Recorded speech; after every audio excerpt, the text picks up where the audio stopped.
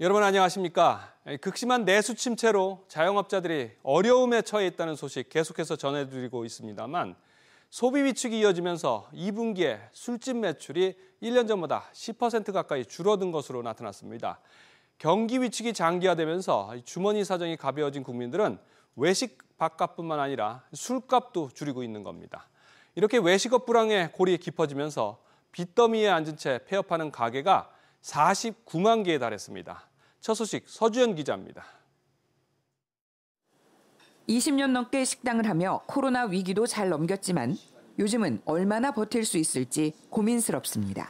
직원을 모두 내보내고 혼자 식당을 꾸려가고 있지만 뚝뚝 떨어지는 매출을 감당하기가 어렵습니다. 저녁에 이제 반짝하고 저녁에들 이렇게 막 술 먹고 그런 문화가 많이 없어져가지고 저녁에 한산해요. 그러니까 이제 한 9시, 10시 넘으면 거의 한산하다고 보면 돼요. 밥 한 끼 사 먹기도 부담스러운 고물가도 술 소비를 위축시키고 있습니다.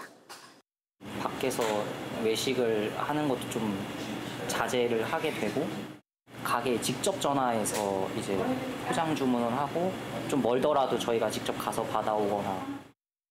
소상공인들의 지난 2분기 석 달 매출은 평균 4,500만 원으로 줄었습니다.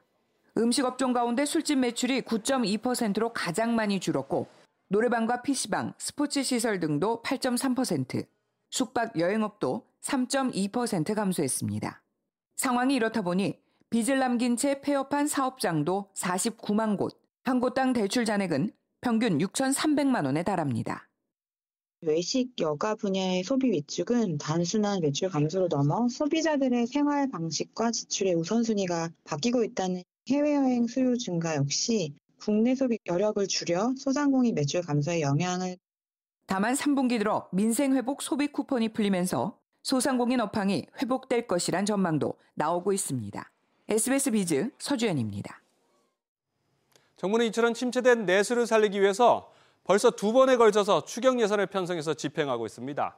소비 쿠폰도 1차는 지급이 됐고 다음 달에 국민 90%를 대상으로 2차로 지급할 예정입니다. 소득 상위 10%는 받을 수 없다는 얘기인데 대상 기준에 윤곽이 잡히고 있습니다. 지웅배 기자, 이 상위 10% 가구의 소득 기준 어느 정도라고 보면 되나요? 네, 민생회복 소비 쿠폰 2차 지급은 다음 달 22일부터 소득 상위 10%를 제외한 국민 90%에게 10만 원씩 추가 지급되는데요.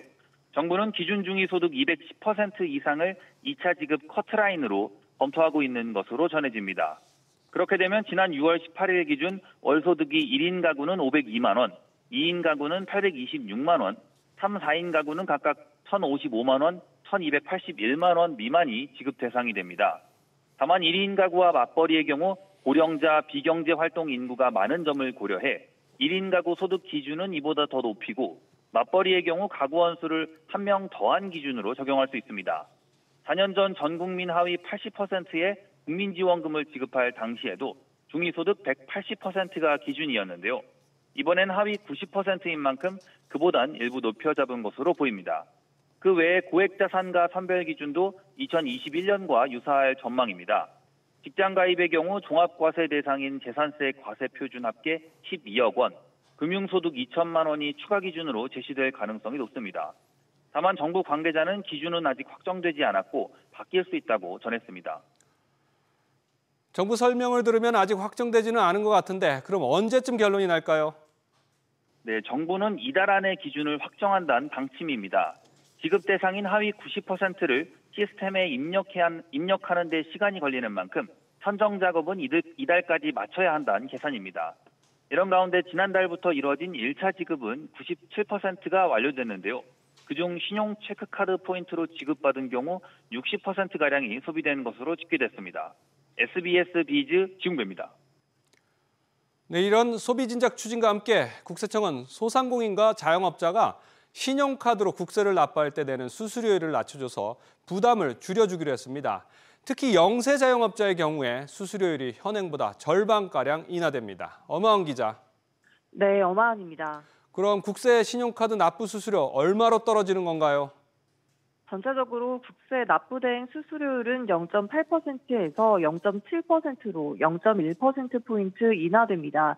영세 자영업자가 신용카드로 부가가치세와 종합소득세를 낼 경우 추가 인하돼 수수료율은 기존 0.8%에서 0.4%로 낮아집니다.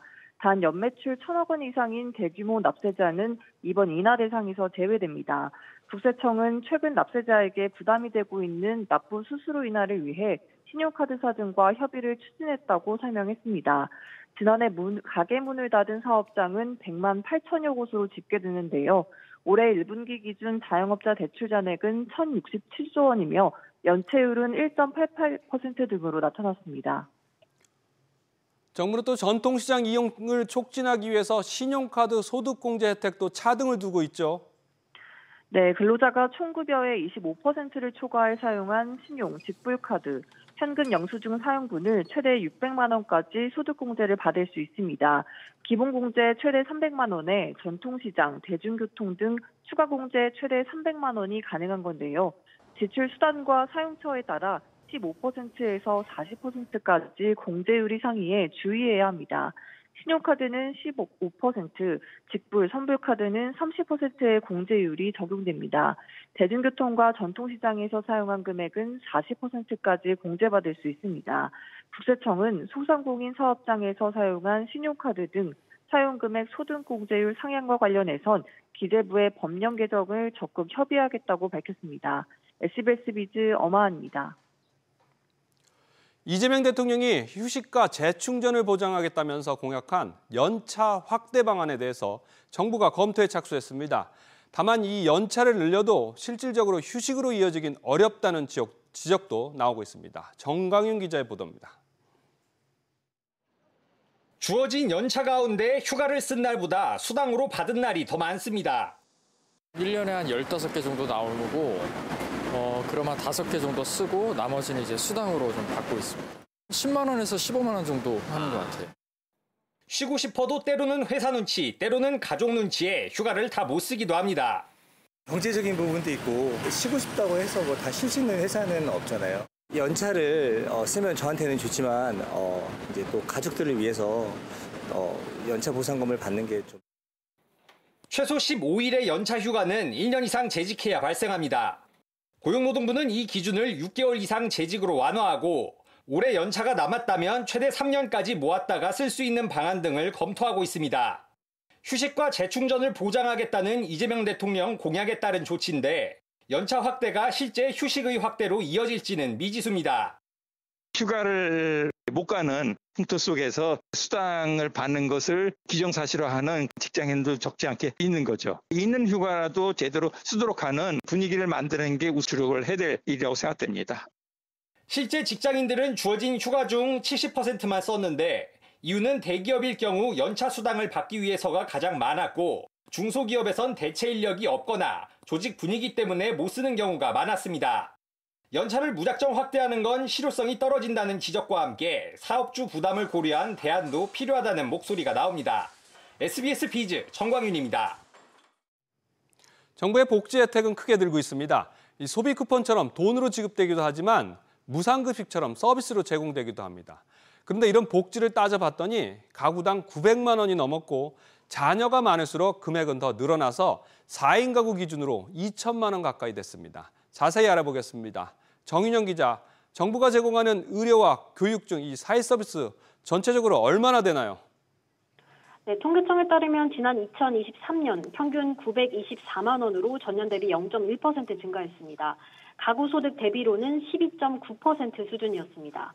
사회적 현물 이전이란 국가나 민간 비영리 단체 등이 개인 가구에 제공하는 재화 및 서비스로 무상급식, 무상보육, 의료비 지원 등을 말합니다.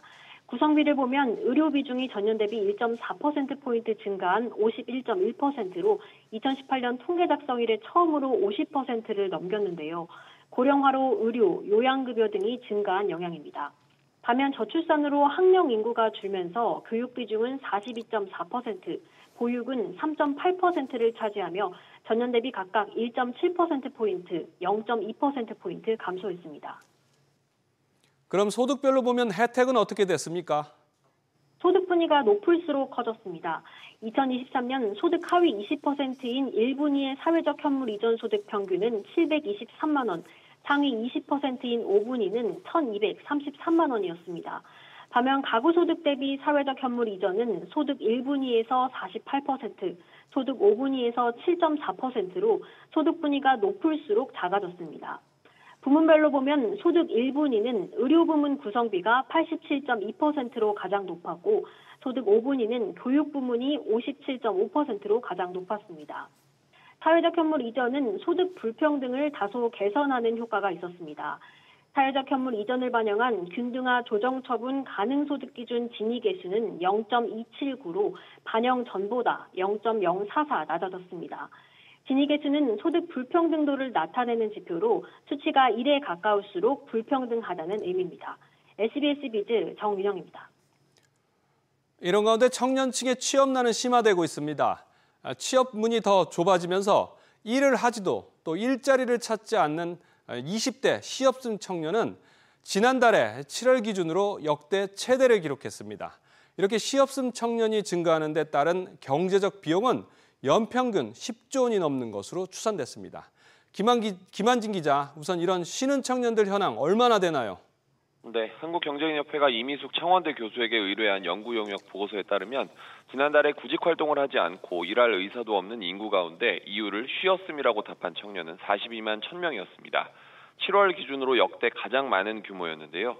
만 15세에서 29세 청년 인구는 계속 줄고 있지만 쉬었음 청년의 총 인구는 늘어나서 청년 인구 대비 비율이 지난 2019년 4.48%에서 2023년 5.47%로 뛰었습니다. 총 인구 대비 쉬었음 청년 비율도 2019년 0.84%에서 2023년 0.93%로 늘었습니다. 특히 대학교 졸업 이상 고학력 청년의 쉬었음 비중이 늘었는데요. 2019년 약 15만 9천 명에서 2023년 18만 4천 명으로 약 39% 늘었습니다. 전체 쉬었음 청년 가운데 고학력자 비중도 같은 기간 36.8%에서 38.3%로 높아졌습니다. 이렇게 그냥 쉬는 청년들이 늘면서 경제적 비용도 엄청나다고요? 네, 지난 2019년부터 2023년까지 연도별로 취업 청년과 쉬었음 청년의 예상 임금을 비교한 결과 쉬었음 청년의 임금 추정치는 취업 청년의 80% 안팎인 약 180만 원가량으로 분석됐습니다. 보고서는 높은 소득을 받을 수 있는 청년들이 쉬었음 상태에 빠지면서 경제적 비용을 유발하고 있다고 진단했는데요. 연도별로 쉬었음 청년 인구와 예상 소득, 고용주의 사회보장 부담금을 합산한 결과는 최근 5년간 총 53조 4천억 원 규모로 연평균 10조 원에 달했습니다. SBS 비즈 김한진입니다.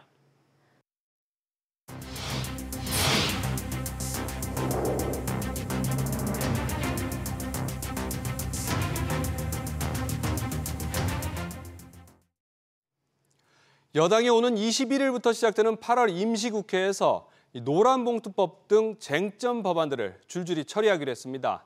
여야와 노사 모두 갈등이 극으로 치닫고 있는 가운데 경제계가 산업 현장 대혼란이 우려된다면서 최소한 1년 이상 유예를 요청하는 세 번째 대국민 호소에 나섰습니다. 법 개정을 현실적으로 막을 수 없다면 현장 부작용을 최소화할 수 있는 시간을 벌어야 한다는 판단으로 풀이됩니다. 김동필 기자입니다. 8월 임시국회 본회의를 앞두고 경제 6단체와 국민의힘이 국회에서 기자회견을 열었습니다. 이르면 이번 주 통과가 유력한 노란봉투법에 대해 최소한의 수정을 요구하기 위한 목적입니다. 이들은 노란봉투법이 제조업 근간을 흔든다면서 이대로 통과되면 극도의 혼란은 물론 기업들의 정상적인 사업 영위가 어려울 것이라고 입을 모았습니다. 많은 우리 노동자들의 일자리를 막는 그런 결과가 되지 않을까 생각합니다. 그래서 기업을 밖으로 내쫓지 말고 국내에서 더 많이 일자리를 만들도록 해주시기를 바랍니다. 야당인 국민의힘도 필리버스터, 무기한 토론으로 본회의 통과 저지에 총력을 다할 계획입니다. 더불어민주당은 이번 개정안을 노란봉투법이라고 부르고 있습니다. 그러나 그 봉투 안에 있는 것은 다름 아닌 대한민국 경제를 향한 레드카드입니다. 민주당이 해당 법안을 강행할 뜻을 밝힌 가운데 맞불 기자회견도 열렸습니다. 노조법 개정 단 한 글자도 후퇴할 수 없고 더 늦출 수도 없습니다. 특히나 수십 년 낙후된 노동법 제도를 두고 첨단 기술과 AI 산업으로 세계 경제를 주도할 수는 없을 것입니다. 경제계와 노동계의 주장이 첨예하게 갈리는 가운데 노란봉투법은 이르면 23일 본회의에 오를 전망입니다. SBS 비즈 김동필입니다. 보신 대로 친노조 법안과 정책들이 탄력을 받으면서 대내외적으로 경영 환경이 어려워지고 있는 가운데 성과급 협상을 두고 SK하이닉스 노사 갈등은 격화되는 모습입니다. 오늘 SK그룹은 핵심 연례 행사를 열고 AI 시대 생존 전략 세 판짜기에 들어갔는데 같은 공간에서 SK하이닉스 노조는 피켓 시위를 하면서 회사에 대한 압박을 이어갔습니다. 이어서 최지수 기자입니다. AI 시대의 글로벌 공급망이 빠르게 재편되는 상황 속 이천 포럼의 최태원 회장을 비롯해 SK 계열사 대표 30여 명이 한자리에 모였습니다. 메모리 반도체 1위로 떠오른 SK하이닉스의 광노정 사장은 오프닝 연설에서 AI 적자 생존을 키워드로 내걸었습니다.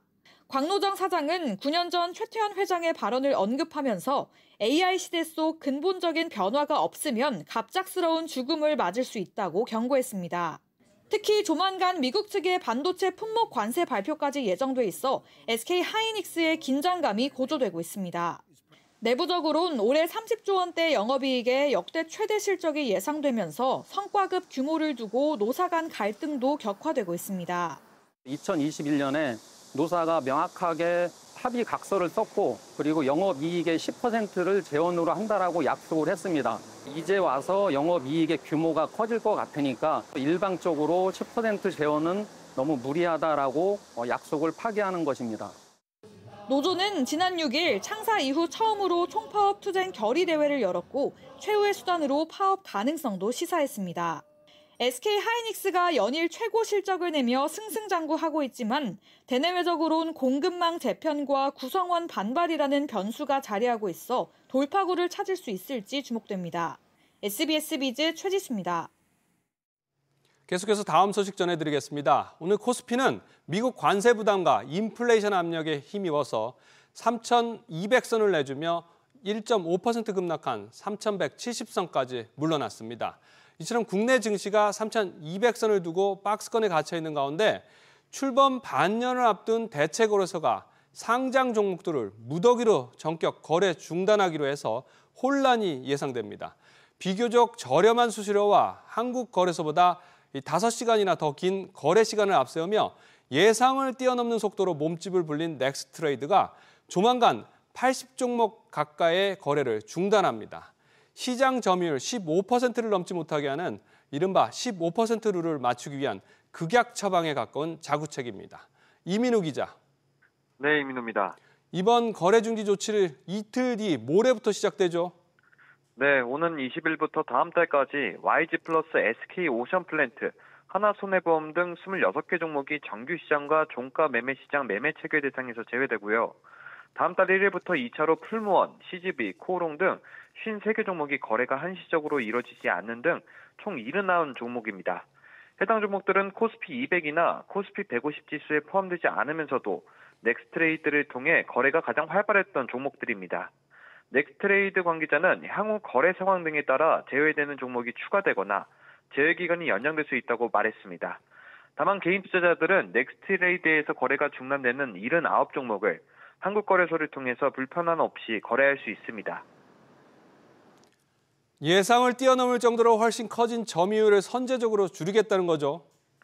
그렇습니다. 지난 3월에 출범한 넥스트레이드는 전체 거래량의 15%를 넘지 못하는 이른바 15% 룰과 같은 점유율 규제를 받고 있는데요. 자본시장법 시행령상 대체거래소의 6개월간 일평균 거래량은 시장 전체 거래량의 15%를 초과하지 못하게끔 규정됐습니다. 넥스트레이드는 지난 3월 출범한 이후 낮은 수수료와 출퇴근길에도 거래를 지원하며 급성장했는데요. 이미 지난 14일까지 이번 달 기준 넥스트레이드의 일평균 거래량은 약 2억 112만 주로 전체 거래량의 14.4%로 집계됐습니다. 여기에 더해 다음 달부터 증권사 14곳이 참여한다고 밝히면서 점유율 한도를 채울 기미에 선제적으로 관리에 나선 것으로 풀이됩니다. SBS 비즈 이민우입니다. 6.27 대출 규제가 시행된 지 한 달여 만에 수도권 주택시장 심리가 크게 위축된 것으로 나타났습니다. 매매시장과 전세시장이 함께 얼어붙으면서 임대시장에서는 월세화도 빠르게 진행되는 모습입니다. 박연신 기자가 보도합니다. 3,800여 세대의 서울 아현동의 한 대단지 아파트입니다. 지난달 이 아파트의 매매 거래는 단 2건, 대출 규제 이전이었던 지난 6월의 20분의 1 수준으로 집계됐습니다. 한 5팀 정도는 왔다고 치면 6.27 대책 이후에는 2-3명? 6.27 대책 이전의 5명은 액션을 취하려고 준비하는 사람들이었고 지금 6.27 대책 시행일 이후에 오는 사람들은 간망. 거래량이 갑자기 이렇게 사라진 거는 정말 역대급이었죠. 부동산 하다가 이렇게 강한 절벽은 처음 봤어요, 저도. 국토연구원이 발표한 지난달 수도권 부동산 소비 심리지수는 104.7로 한 달 전보다 14.7포인트 급락하며 보합 국면으로 전환했습니다. 특히 서울의 주택매매 소비 심리지수는 33포인트 떨어지면서 매수세가 사실상 얼어붙은 분위기입니다. 대출 규제 6억 원이라는 이 한도가 내 집 마련하려고 하는 사람들한테는 거래 자체 못하는 그런 상황이잖아요. 그런 상황에 몰리면서 거래량은 줄어들고 있는데 관망한다라고 볼 수는 있죠. 전세 시장도 예외는 아닙니다. 수도권 전세 소비 심리 지수는 102.1로 전달보다 7.5포인트 하락했습니다. 전세 관련 대출도 규제가 시작되면서 서울 아파트 전세 비중은 낮아지고 월세 비중은 높아졌습니다. 당분간 거래 절벽과 월세 확산이 불가피하다는 전망 속에 조만간 발표될 정부의 공급 대책이 시장 분위기를 전환하기엔 역부족일 것이란 우려가 나오고 있습니다. SBS 비즈 박연신입니다.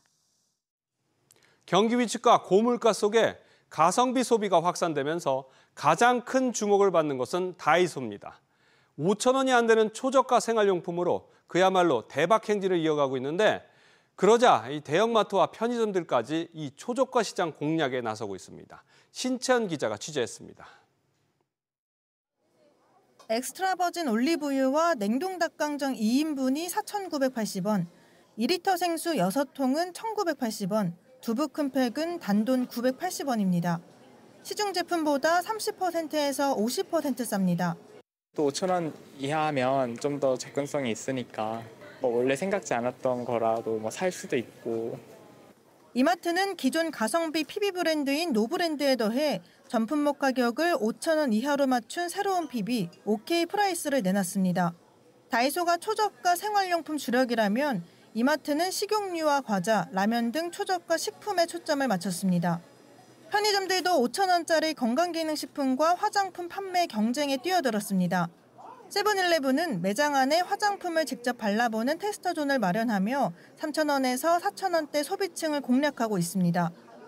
한국인 고객님뿐만 아니라 외국인 고객님의 한 절반 이상 분들은 여기 앞에서 많이 한번 사용도 해보시고 그리고 괜찮은 상품들은 실제로 구매까지 하고 계시고. 유통업계 초저가 경쟁이 치열해지는 한편 가성비 소비자들의 선택권이 넓어지고 있습니다. SBS 비즈 신채원입니다. 정부는 올해 발표한 세제 개편안에서 금융권이 부담하는 교육세를 높이기로 했습니다. 이 때문에 금융권에서는 이른바 횡재세 논란이 커지고 있습니다. 정부가 추진하는 교육세율 인상안이 확정되면 나라 살림에는 일부 도움이 되겠지만 이게 오히려 대출 금리에 전가돼서 일반 서민들의 이자 부담이 커질 것이란 우려가 나옵니다. 오서영 기자의 보도입니다. 45년 만에 교육세율을 인상하는 방안이 추진되고 있습니다. 지난해에만 1조 7천억 원을 낸 금융권은 앞으로 1조 3천억 원을 더 내게 될 전망입니다. 금융보험업자에게 부가가치세 대신 부과되는 교육세에 대해서도 다음 세력에 맞게 세부담을 적정화하겠습니다. 1조 원을 초과하는 수익 금액에 대해 교육세 세율을 0.5%에서 1%로 조정하겠습니다. 정부는 담세력을 근거로 들었지만 세금을 낼 수 있는 여력은 변동성이 큰 부분입니다.